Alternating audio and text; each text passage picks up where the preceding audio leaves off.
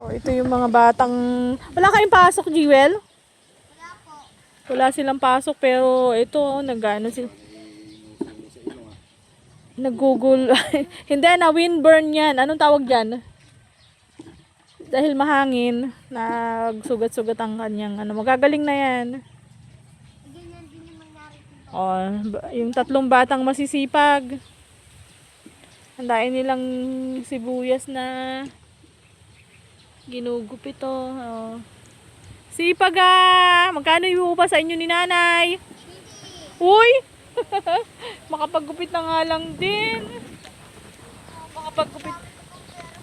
No, kasi sipag talaga nitong mga ito. Oh! Oh, kagaling nga Ate Iwing nga. Tingnan ko nga. Gupit nga, kagaling na Ate Iwing. Hindi ka giniginaw. Tingnan ko. Doble ako. Okay. Oh. Sige, tingnan ko nga kung paano maggupit.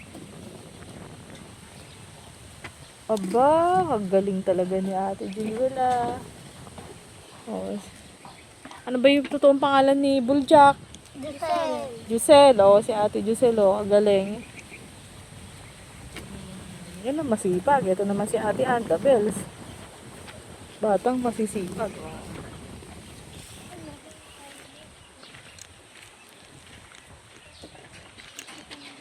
Si Lola nyo? Nagkakayak ng pagkain. Wow!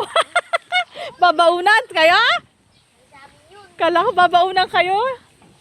Kanginong pagkain, ginagayak. Saka nasa bukid. Bakit? Sino papakainin? Ulam namin yun dito ante eh. Dito, papakainin kayo. Pinagmerienda na kayo? Napitas na uli yung talong. Marami na dito dati. Napitas. Lola Army. Okay. Nakita mo? Namita si Lola Arms. Lola Army. Ayan. Didilig pala ako ng ano. Ay, nadilig na. Patubigan. Didiligin ko sana ang palaya. Ang bilis lumaki ng anak ni Berto eh. Anak, linisin mo pa itong isa to. Dadagdagan daw ng lolo mo.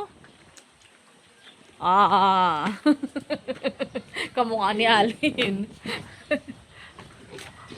Chiba. Ang bilis lumaki. Dapat malinis niya lang isa. Okay, mga... Naku, yung aking upo. Baka din napukurak ng mga bata, oh. Tignan ko nga. Umikot na ako.